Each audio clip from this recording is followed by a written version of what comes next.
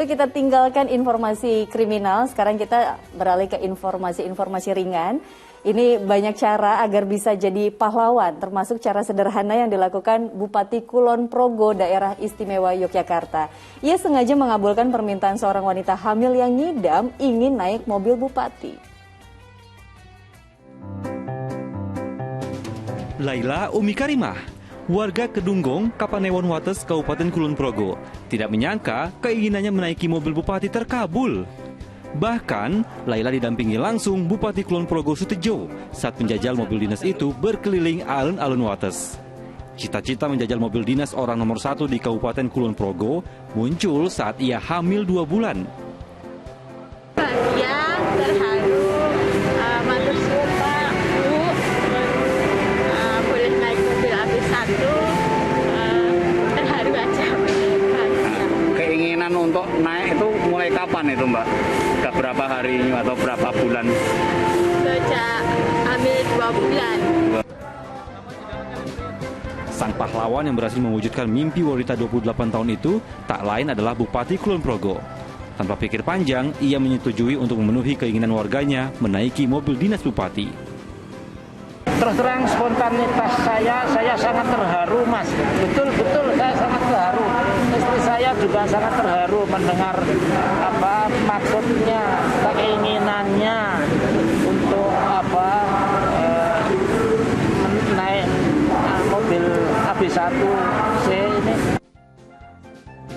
Selain bisa menjajal naik mobil bupati, wanita yang bekerja sebagai penjaga wahana anak itu juga berkesempatan masuk dan melihat langsung pendopo rumah dinas bupati.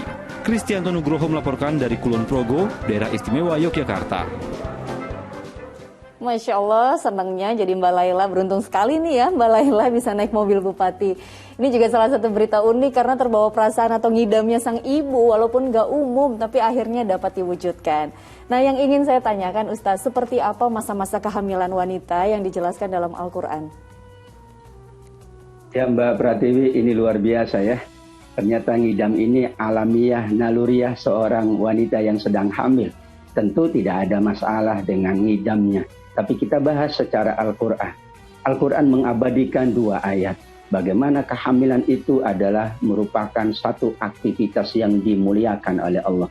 Satu amal yang sangat mulia.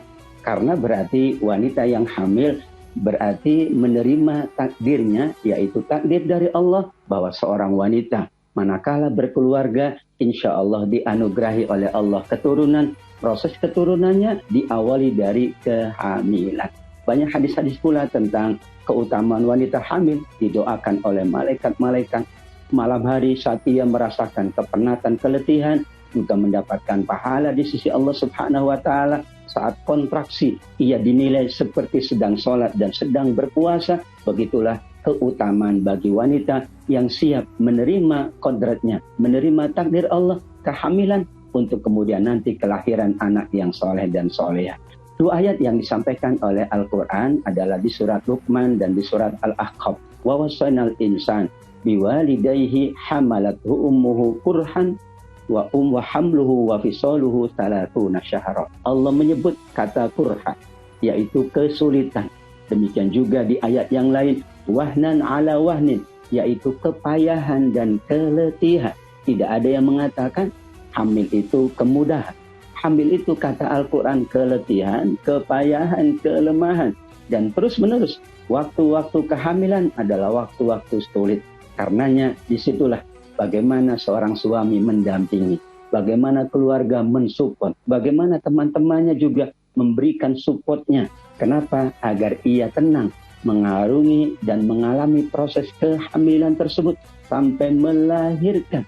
Dan Allah mengatakan itu untuk mengingatkan bahwa seorang wanita, jika ia mau hamil, ia mau mendapatkan anugerah dari Allah yang bernama kehamilan, berarti dia siap untuk mendapatkan ujian dari Allah. Ini ujian yang berat, kata para ulama.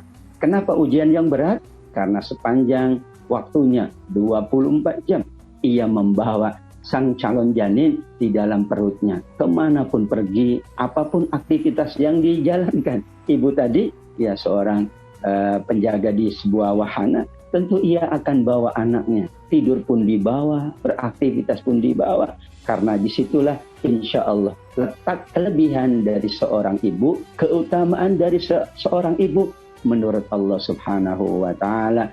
Ibu kita yang sudah melahirkan kita, jasanya tiada terkira. Mudah-mudahan Allah Subhanahu wa Ta'ala memberikan banyak keutamaan, kemuliaan kepada kaum wanita, para istri, para ibu yang siap untuk menjunjung tinggi kemuliaan dari Allah Subhanahu wa Ta'ala. Amin ya rabbal alamin.